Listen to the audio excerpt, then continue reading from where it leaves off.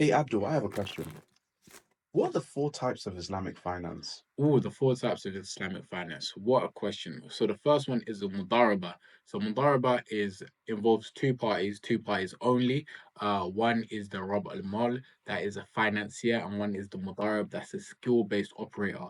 So essentially, it's two people, one brings money, one brings skills and expertise. There's a predetermined profit split ratio, and they enter into the agreement. There are a few rules, such as the Rab al Mal, the financier is a silent investor, so they don't have a say on how the operation goes. That's what they've invested in the Mudarab.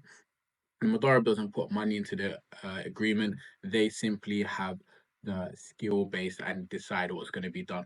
Of course, if there's any misdoings or fraud found to be found on the Mudarab, then they need to reimburse the financier. But essentially, that's how the first type of Islamic finance works.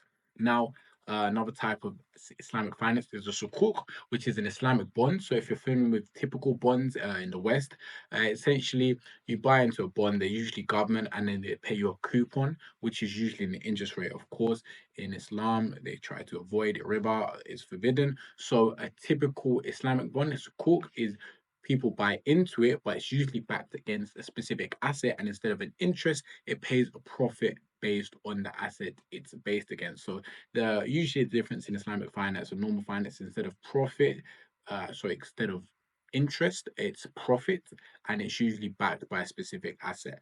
Now, the third type of Islamic finance is an Ijara. That's basically a lease. So let's say you wanted to take on a car or take on a house, then a type of finance is the bank or a third party financier can buy the asset for you, and then they essentially lease it back to you, and then you essentially pay rental payments. So typically, like a lease in the West, if you want to lease a car, just as no interest payments, you just pay a rental payment based on the percentage on which you are bought into. So if you put 25% down, you'll pay rental payments for the last 75%. So that's more Ijara. So the last type of Islamic finance is a Muharaba agreement, which is a little bit more complex. It's basically deferred installment payments. So let's say you wanted to buy a house, the bank can buy the house on your behalf, and then essentially they can give you a deferred installment payment. So let's say the house is 400,000, they buy it in full.